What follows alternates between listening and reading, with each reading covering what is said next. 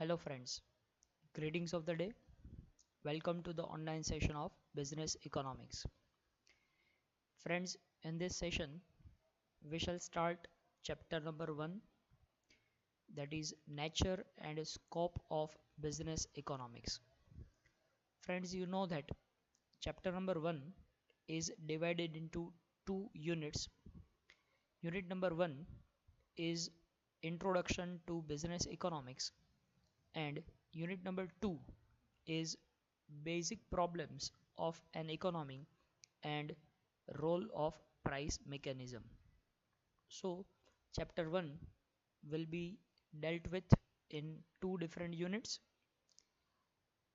Right now in this video session we shall start unit number 1, that is Introduction to Business Economics. So let us learn what is business economics. First of all, we need to know what is economics about. So friends, economics, the word is derived from a Greek word. In Greek language, there was a word oikonomia. In Greek word, it was oikonomia. And from oikonomia, we have derived economics. Now the word oikonomia was having the meaning of science of household. It means that economics is the science of household. Once again, economics is the science of household. Now, what do we mean by science of household? Household means the family. It means that it is the science of family. It means every family in this world has limited income, and with this limited income, they have to fulfill their unlimited wants. How does a family make adjustment for satisfying the unlimited wants with the limited income? This science is known as economics.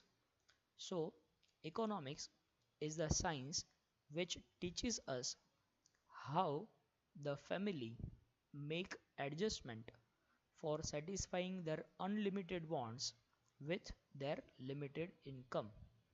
It means that all those efforts made by families to make adjustments between the limited income and unlimited wants, all these adjustments are considered as economics in simple language.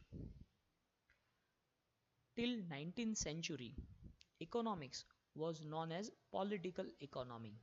Until 19th century, people believed that economics is related to politics only. The political people need to understand economics. The common men do not require the economics. So it was considered as political economy only.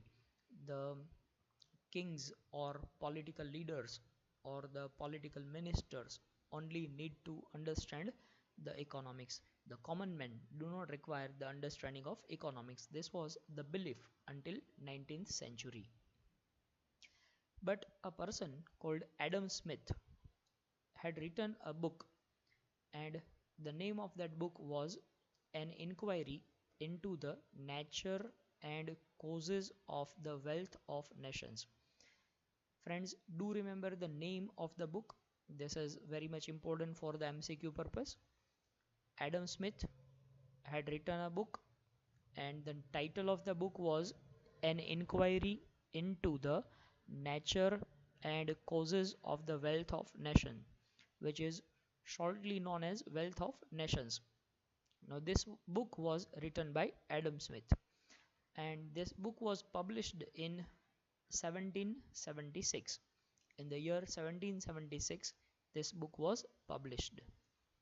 Adam Smith is known as the father of economics because Adam Smith was the only person who advocated that economics is a science which is useful for all, and he was the first person to give the modern definition of economics.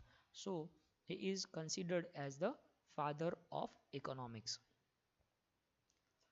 Now, there are two fundamental facts of economics, and on this fundamental facts, economics is created. The first fact is human beings have unlimited wants, and the second one is the means to satisfy these wants are relatively scarce. That means we have unlimited wants, and the means or resources to satisfy these wants are relatively scarce. Here, friends, the word relatively is very much important to note down. Relatively means comparatively, means resources are scarce in comparison. Comparison of what? In comparison of our wants. If we compare the resources with the wants, wants are greater or higher, and the resources are lower or scarce in comparison of our wants. So relatively word, it is in relation with, or it is in comparison with our wants. So resources are scarce. Scarce in comparison of what? Scarce in comparison of our wants. Wants are unlimited, but the resources are limited, and that is why there is a problem of satisfying the want, and people need to make adjustment between these wants and resources. So all those adjustments are considered as economics. Now economics is the study of the processes. Now let us define the economics technically. It is the process of what? It is the process by which the relatively scarce resources, as I said that resources are scarce, that means resources are limited. Limited in comparison of what? Limited in comparison of our wants.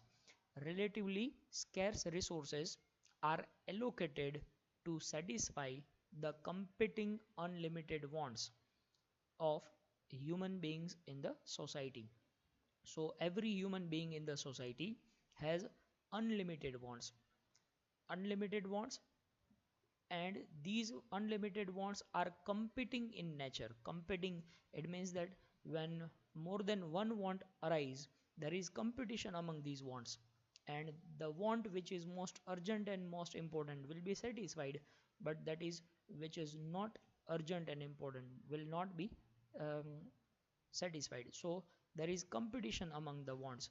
So unlimited and competing wants, and in order to satisfy these unlimited and competing wants, we have relatively scarce resources. So how does a person try to satisfy these unlimited and competing wants with these scarce resources? This process is known as economics. So economics is all those efforts that the human beings in the society make in order to satisfy the unlimited wants with the limited resources. Now, meaning of business economics. Until now, we learnt the meaning of economics. Now, we want to learn the meaning of business economics. So, what do we mean by business economics? The business economics is also known as managerial economics. Friends, do remember the name. This is possible to ask in MCQ. Business economics is also known as managerial economics. Now, in simple understanding, business economics is what? Business economics is the application of economics to the business management. When the theories of economics are applied to the business or business decision making, this is considered as business economics, which is otherwise known as managerial economics. So managerial economics generally refers to the integration of economic theory with the business practices. It means that the economic theories are applied to business decision making. So for example, law of demand. When law of demand is applied to the business decision, it becomes business economics. So for example, theory of production. We have already learnt about the law of variable proportion. We know about the law of returns to scale. These are the theories of production. When these theories of production are applied to business and the businessman makes the decision related to the production, it becomes the business economics.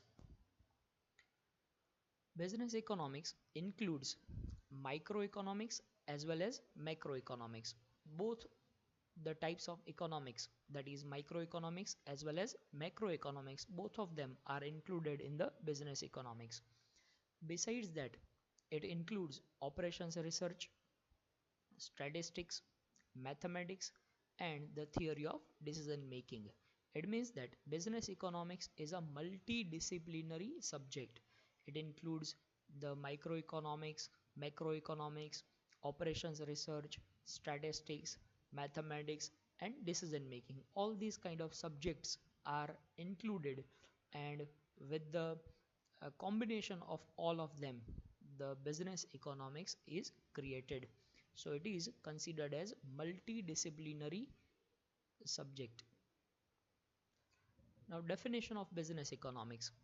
Business economics may be defined as the use of economic analysis to make business decisions. It means that in simple terms, application of economic analysis to make the business decision. Now, in order to take the decisions in the business, the businessman uses the theory of economics. It is considered as business economics. Expert Joel Dean has defined business economics in terms of the use of economic analysis in the formulation of business policies. Now, when the businessman wants to formulate the policies for his business, he uses the theory of economics. When the theory of economics or the principles of economics are applied to the business policy making, it becomes the business economics. Business economics is essentially a component of applied economics. Friends, do remember that business economics is known as applied economics because it is application oriented, it is practical in approach, because it is not only theoretical aspect but it is a practical aspect. Whatever theories of economics are learnt, say for example, we have learned the theory of law of demand, law of supply, law of production. All these are theoretical aspects, but they are applied in the business. That is why they become applied economics, as it includes application of selected quantitative techniques such as linear programming, regression analysis, capital budgeting, break-even analysis, cost analysis. All these practical aspects are implemented in order to make the business decisions. That is why it becomes the applied economics.